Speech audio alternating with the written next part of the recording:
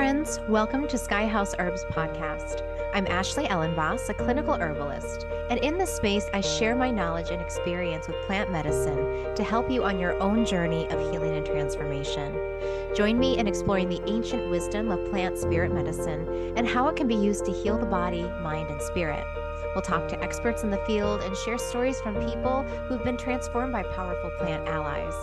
New episodes are released each Monday, so please subscribe. And now, let's explore this mystical world of plant medicine together. Hello, Herbies. Welcome in. Today, we're going to be looking at herbs for the winter blues. We'll talk about February, why it's such a hard month for so many of us, and some of my favorite herbs, flower essences that might help you make it through this cold winter season a little bit more lightly. Before we dive in, please take a moment, if you haven't already, to subscribe to my channel. It helps other people to find me, to find my work, and it pushes me up in the rankings, which I would love because I love knowing that more people can learn about herbal medicine. I also wanted to take a moment to show you my website, Sky House Herb School. If you go to skyhouseherbs.com, if you click on courses, you can learn more about my upcoming Herbal Foundations apprenticeship. We are now enrolling, and this is a great course if you want to learn more about herbal medicine, how to use it, how to apply energetics to the way that you view herbs, and also how to grow and create your own home apothecary. I think that's probably the best part of this course. Scroll down to learn all of the course highlights about our plant pairing, all of the modules that we'll cover. And you can see here also that our course will launch on April 17th with our first class on April 18th.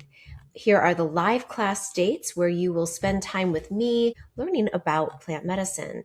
We have different payment options. You can pay one payment here or click on 12 payments. This is our early bird rate. So if you want to save $200, we also have need-based tuition. If you click on apply for tuition assistance, you can fill out this form, tell us a little bit about your situation, and you can see our different tiers of tuition assistant pricing. From here, you can click on which one fits best for you, and then you'll join our course. I would love to see some of you in the first year apprenticeship. It's a really fun way to learn about plants and to meet other people that love plants like you do. All right, I'm rolling up my sleeves because this is February and it's a lot harder to do things that might normally come easily. I've noticed myself, I'm just a little bit more tired, difficulty focusing. I mean, this might just be all of the other stuff that's happening, but I know that February, this time of year, every time it hits, it's the winter blahs. So if you're feeling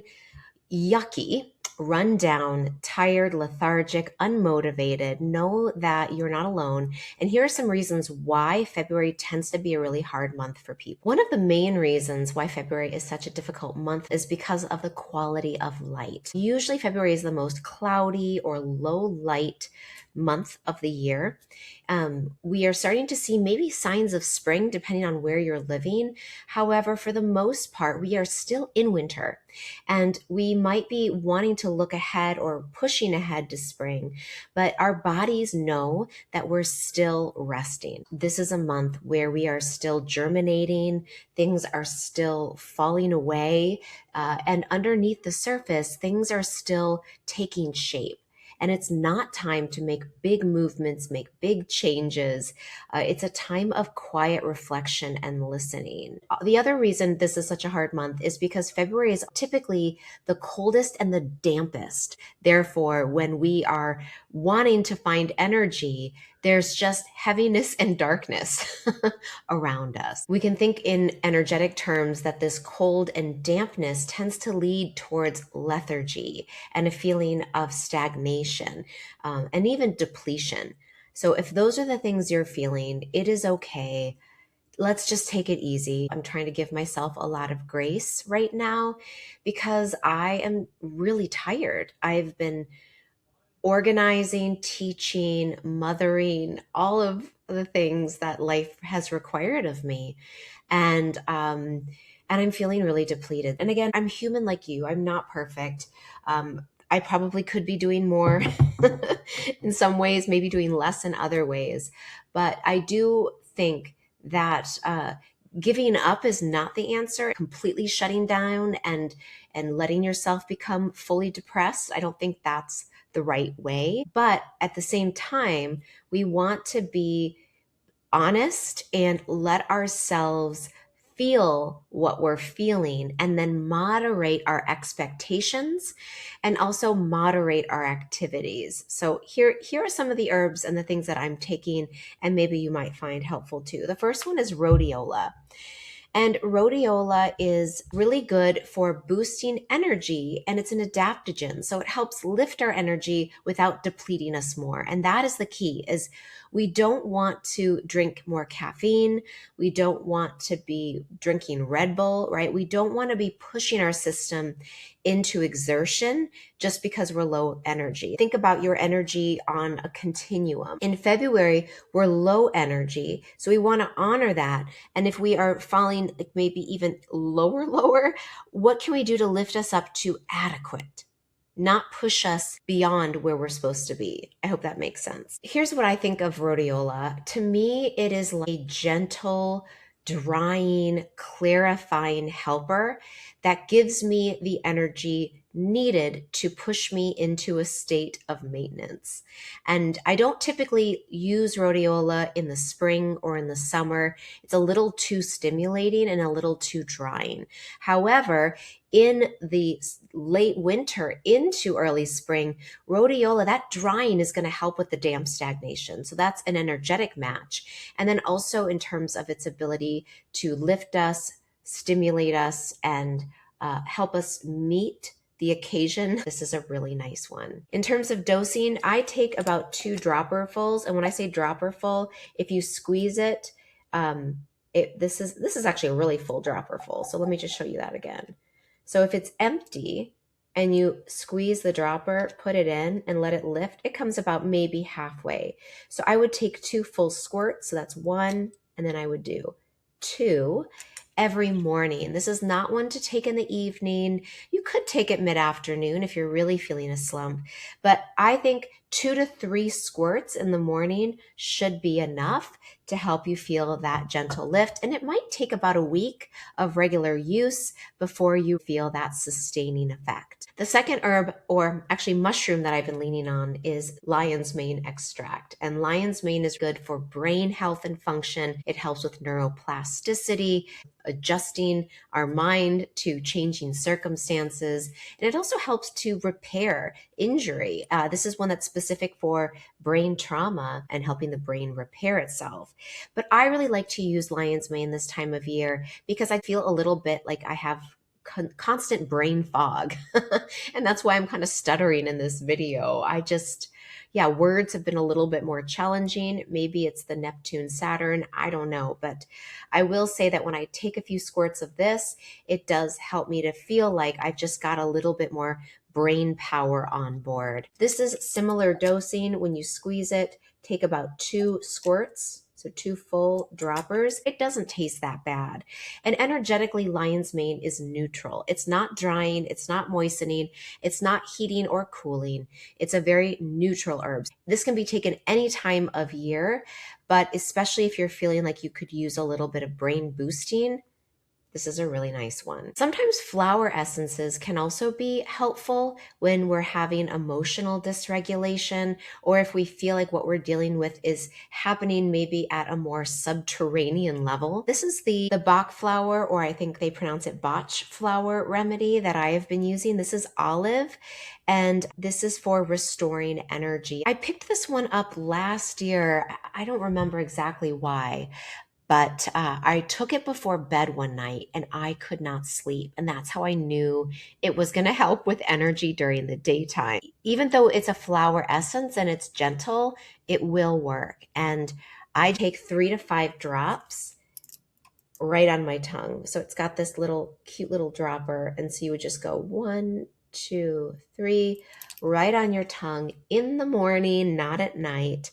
And it will help to boost your energy if you've gotten really low and depleted. Some other herbs that you might find helpful would be rosemary. Rosemary is a wonderful herb, both as a inhaler, so you could literally just smell the fresh plant if you have it. You could also use it as an aromatherapy spray in your space. Rosemary is a good one for brightening the mind, clearing the thoughts, and helping with memory. I've been using a lot of sprays lately. This is the one that I have on my desk. This is rose water. And you can use any rose water. This is the Heritage Store brand, but there's a lot of rose hydrosols out there. And rose is really soothing for the mind and soothing for the heart.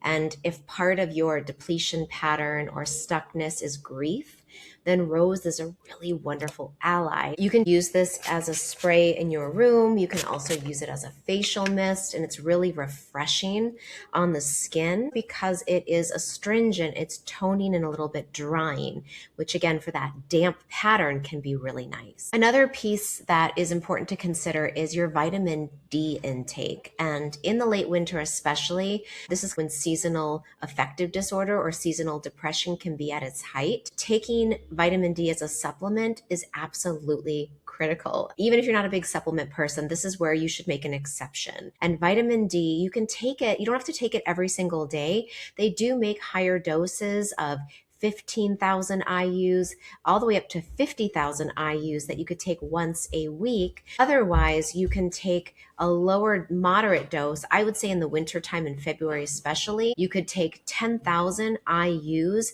per day. The latest research shows that between 10 and 11,000 IUs per day in the winter is ideal. Then when we get into the summer months, you can go down to a more moderate dose, which is between 2,000 and 4,000 IUs daily. The other thing that we can do to help increase our vitamin D exposure is getting daily sunlight. And even if it's cloudy outside, we can still get vitamin D through the clouds to our skin. Think about every morning, if possible, going out for a nice walk with your face fully exposed, sunglasses off, because part of how our body converts vitamin D is through the eyes. So having your sunglasses off, letting the sunlight shine to your eyes, let your full body absorb it, is a great way to add that vitamin D to your system. Some other tips would be to get outside even 10 minutes anytime during the day for a little fresh air and moving your body, stretching,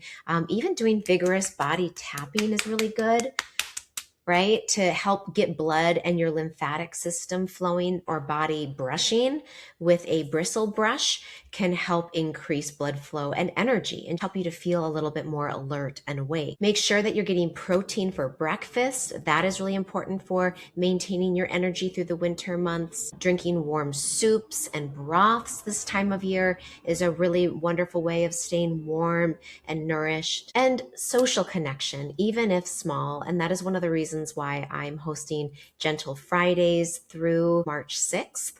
And beyond that, if you can even find some social networks, groups, or even make a phone call a few times a week. And those social connections are really important for helping us maintain our mental health through these challenging, dark months. So in closing, if you're feeling low right now, you're not alone. It is okay. Be gentle with yourself. My favorite mantra is tend the living things first. And if you can just do that, you'll feel better. That means take care of your body, look around your environment. Who else could be nurtured? Think about your plants, water your house plants. If you don't have a house plant, pick one up. That will actually also help lift your mood and give you something to care for and tend. But tending the living things first will help you from feeling overwhelmed by all of the tasks and help you prioritize what is alive and needing your care and attention right now. Also, rest. Please rest. Take this winter opportunity to take things off of your plate, to say no a little bit more easily, to linger in bed a little longer, especially on the weekends, to cozy up with a book and a cup of tea, and to give yourself that permission that we often forget to give ourselves, which is that it's okay to have unstructured time just to be human and just to be a winter embodied soul. All right, that is what I have for you today. I'd love to see you for the Gentle Fridays coming up. I'd love to see you in my Herbal Apprenticeship course if you'd like to study and learn more about seasonal awareness and using herbs to support you all year round. And you can go to our website, skyhouseherbs.com, to learn more. So thank you, and I'll see you in the next episode.